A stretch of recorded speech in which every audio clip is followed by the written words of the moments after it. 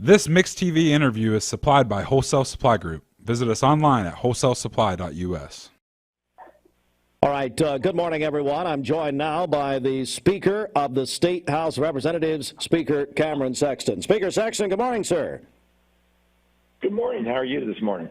I'm doing good, and I hope you are. Very good. Well, sir, I know you're very busy, got a lot happening, but I do appreciate you calling us this morning. I do want to go back to Thursday night of last week and just get your take on if you can describe what happened Thursday in your own words. Yeah, well, the body of the House of Representatives had 3 votes, and on 2 of them, the body thought there was enough there to vote for expulsion, and on the 3rd one, the members, it got close, but they didn't feel like it got to the level due to Representative Johnson stating in her testimony that she didn't use a bullhorn, she didn't yell and shout, she didn't pound the podium like the other 2 did, and so she made a case that she didn't, even though she was a participant, she wasn't as active a participant than the other 2. Well, Mr. Speaker, I know that you voted for expulsion, and you know, this has obviously become a national story. You know, and I guess plain speak, and just a plain question be, in your opinion, does the punishment fit the crime? Well, I mean, you can talk to a lot of people, and people have varying opinions. And mine, it does. You know, if they went to the well and without being recognized and just started screaming and yelling, and then the Democrats would have been able to remove them, that's one thing. It led to a different level when they brought a bullhorn in and then used the bullhorn from the well. That rises to a different level based on that action as they were leading the protests in the balcony. I believe I'm right. I read over the weekend, I believe, is it the 4th time in state history that expulsion has occurred in the State House? Is that correct? Sounds right. 3 or 4, but yes. Yeah. We're joined by the Speaker of the State House of Representatives, Cameron Sexton. I appreciate him joining us. Let me go back. You mentioned Gloria Johnson of Knoxville. She, of course, did not lose her seat. She made the statement over the weekend, I noticed CNN on Thursday night and other national outlets, that she feels like she was not expelled because of her race. What's your reaction to that? Well, I mean, if you go back and watch, she brought 2 attorneys with her, and they made the case, and then she made the case through her answers to questions that, as I said earlier, that she did not participate to the same level as Representative Jones and Representative Pearson. So she attempted on the House floor to distance herself from them, even though she was up there and a participant, that she didn't go to that level. I've still continued to vote for expulsion. There were a few members who decided that since she wasn't as involved than the other 2, then they did not vote for her. Mr. Speaker, you stripped all 3 lawmakers of their committee assignments. Will Gloria Johnson regain her committee assignments since she was not expelled? Yeah, I got sat down with Democrat leadership this week. I have a meeting this morning, and we'll kind of discuss the road ahead for her.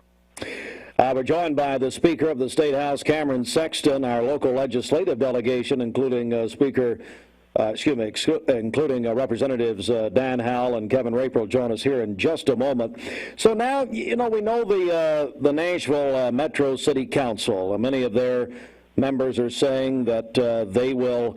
They want to reappoint their member, and then also the same for the Shelby County body. The Shelby County Commission will meet, I believe, on Wednesday. So you know, if these gentlemen are reappointed, how do you think they're going to be received to come back to the House, to come back to the State House? Well, I think most members, if they do get reappointed, which is what it looks like, and they come back this week or at some point this week on that appointment, you know, hopefully we can work now towards finding solutions to the Covenant shooting and working towards finalizing the budget and get back to work. And we're hopeful that we can do that.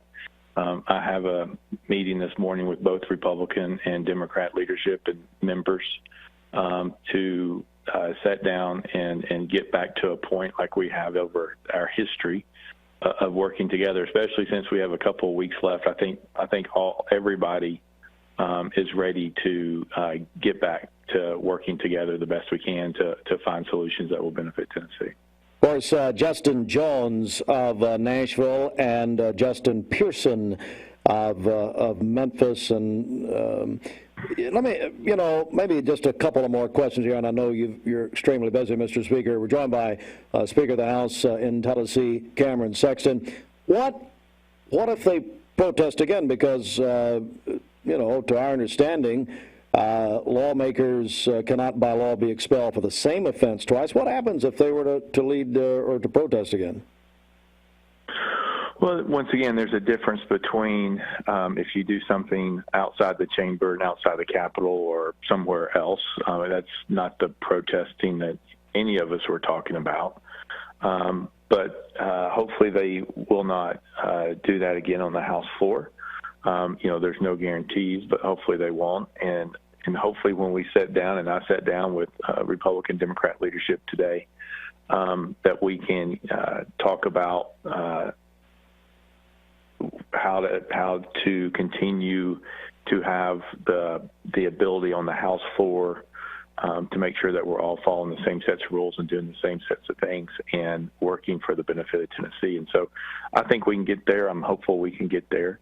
But, you know, you don't really know what they may or may not do. And so you hope for the best and see what happens.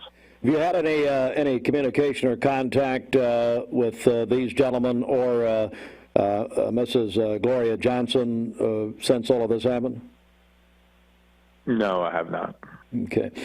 Mr. Speaker, were you at all concerned for your or any of the other House members' safety on Thursday night? As I was watching, I was thinking, my goodness, you know, it was almost like it could just explode at any moment. Were you concerned for as far as your safety or the safety of the other members Thursday night?